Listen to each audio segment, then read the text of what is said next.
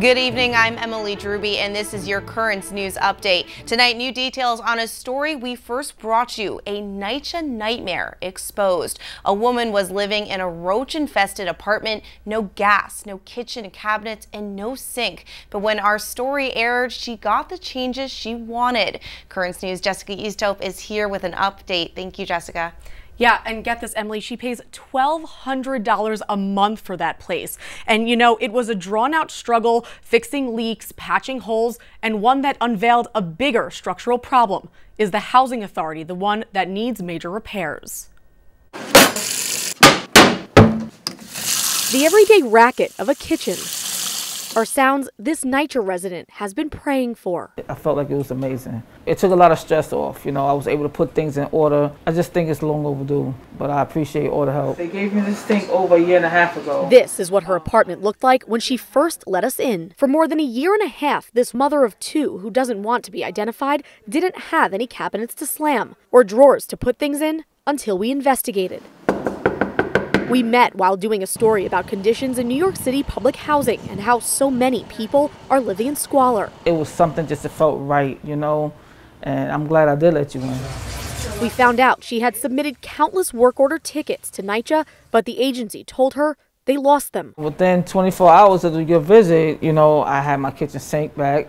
So I am overjoyed. I am very grateful. It just feels so good to have my kitchen back. Overjoyed, but she said deep down, she's underwhelmed. Frustrated, it took publicity to get NYCHA moving. If you guys would have never came, you know, I would still be waiting. And it's only a small win. The more you keep it on, the more you want to see. The cockroach infestation in her apartment is getting worse by the day, and her bathroom, they didn't come back and fix this, crumbling around her. But now she says she's advocating for herself and even for others. I will continue to talk to my neighbors and let them know that being quiet is not helping you, it's only helping them. NYCHA said it's coming back on August 11th to fix the other issues. It really just helped with the roach situation. She loves her new kitchen. I'm glad I don't have to do that anymore. But what she loves even more is her new voice.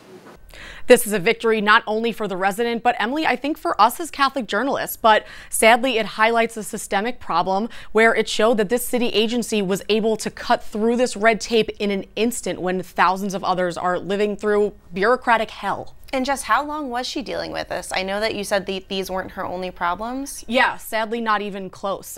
It was a year-and-a-half-long battle with NYCHA over her kitchen, and actually days before that problem happened, she didn't have gas for an entire year. She has two sons, one of whom's in a wheelchair, and she had to cook for them on just a hot plate for an entire year.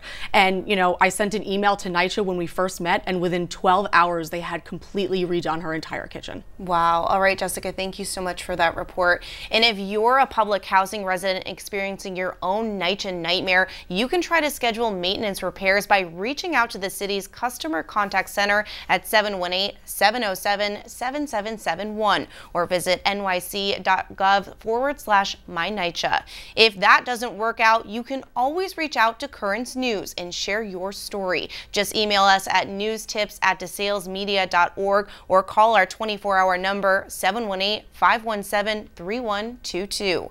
Now to gang warfare on the streets of Queens, this time outside a laundromat. Two men openly flashing their guns shot at a group of people standing on 37th Avenue. 3 of the victims were known Trinitarios gang members, the other 7 believed to be innocent bystanders. Everyone is expected to survive, and police are still searching for the suspects.